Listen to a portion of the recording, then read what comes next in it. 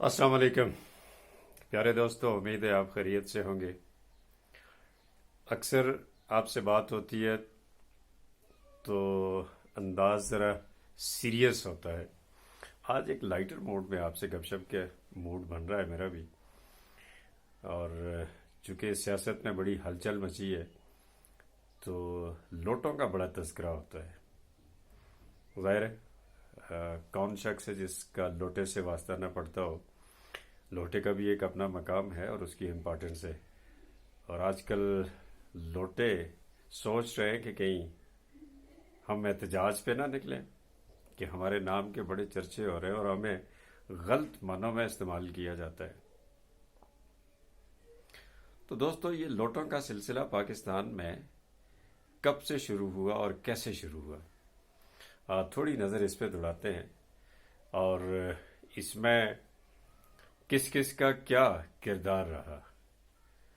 तो सबसे पहले तो मुझे इन लोटों की पहचान करने के लिए 70s में जाना पड़ा कि जब जुल्फ़िकार अली भुट्टो साहब ने नेशनलाइजेशन शुरू की तो साथ साथ उन्होंने जो फूड आइटम्स थे, ख़ास तौर पे जो बुनियादी ज़िंदगी की ज़रूरतें थी, आटा और चीनी,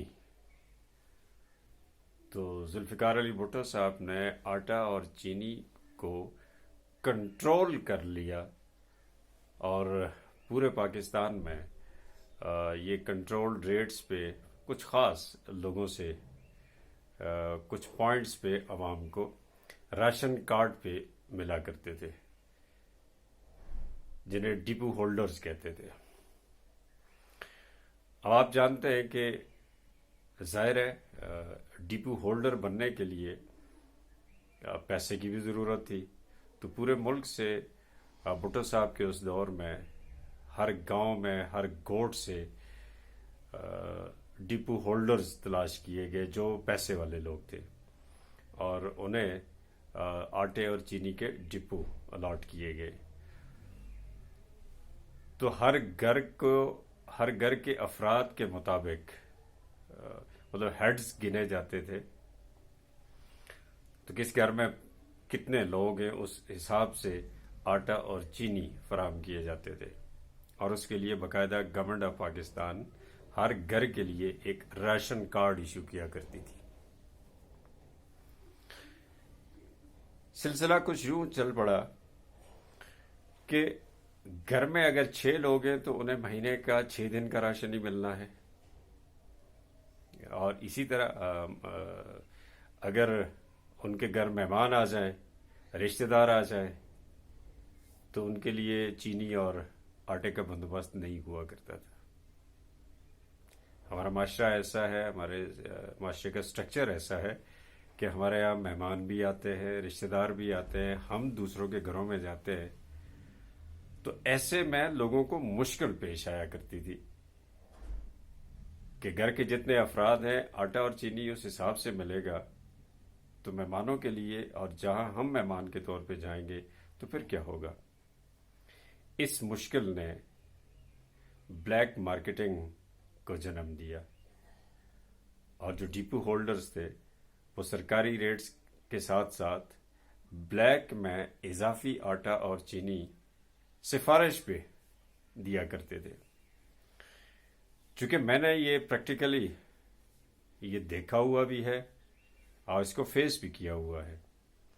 मैंने कंट्रोल पे अपने घर के लिए आटा और चीनी खुद खरीदे हुए। यूं ये डिपो होल्डर्स पूरे मुल्क में ब्लैक मार्केटिंग का एक जाल बने और फिर माशी तौर पे भी वो मजबूत हुए।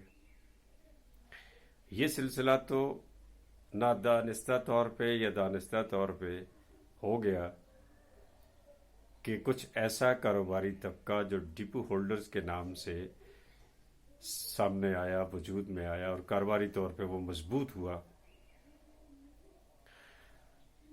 अगला सिलसिला जो है जिसने इसको बढ़ोतरी दी वो ज़िया-उल-हक साहब का दौर है।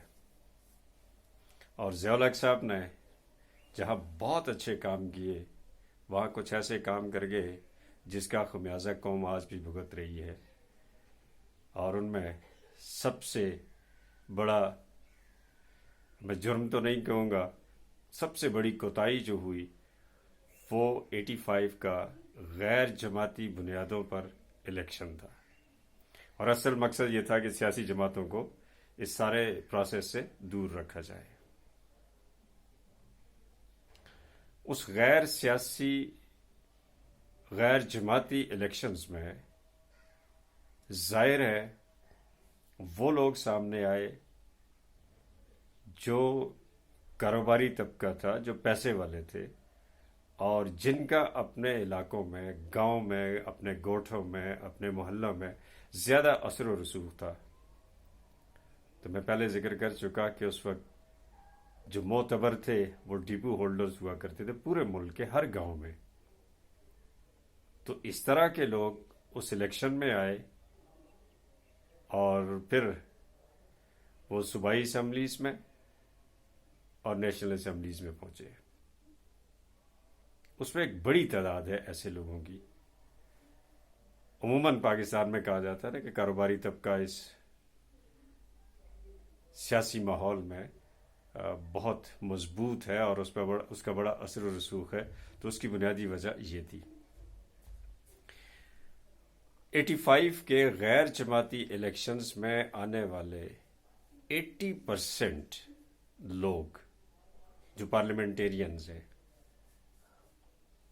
2022 تک کی اسمبلیوں کو اٹھا کے دیکھ لیں تو آپ کو 80% 85 کی اسمبلی کے لوگ نظر آئیں گے، یا ان کی اب اولادیں نظر آئیں گی، جنہوں نے اس کے بعد ہر آنے والی گورنمنٹ میں لوٹا بن کے، پارٹی بدل کے، نظریے کو چھوڑ کے، اپنے مفادات کو سامنے رکھ کے ہر پارٹی کا ساتھ دیا جس کا انہیں یقین تھا کہ وہ اگلی بار الیکشن میں جیتے گی۔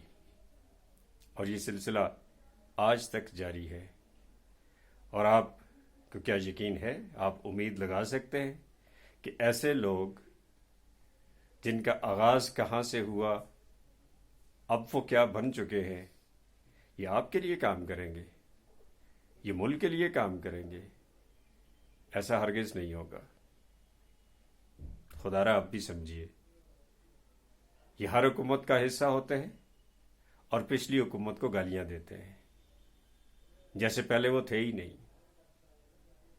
اگر آپ کو میری باتوں کا یقین نہ آئے تو موجودہ اسمبلی کے تمام پارلیمنٹ کے اندر جو لوگ موجود ہیں ان کا ذرا ماضی تو دیکھیے، ان کا آغاز کس اسمبلی سے ہوا اور اب تک وہ کتنی پارٹیاں بدل چکے ہیں۔ تو یہی سارے دوست ہیں جو لوٹے ہیں، جو الیکٹیبلز ہیں، جو پینترا بدلتے ہیں، تو مضبوط سے مضبوط تر لوگ شکست سے دوچار ہوتے ہیں۔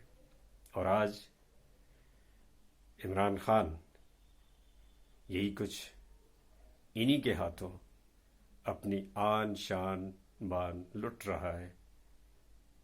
وہ بھی خواب لے کر آیا تھا، وہ خواب بھی ٹوٹے، اور اس نے خواب پاکستانی نوجوان کو دکھائے تھے، وہ بری طرح مایوس ہے۔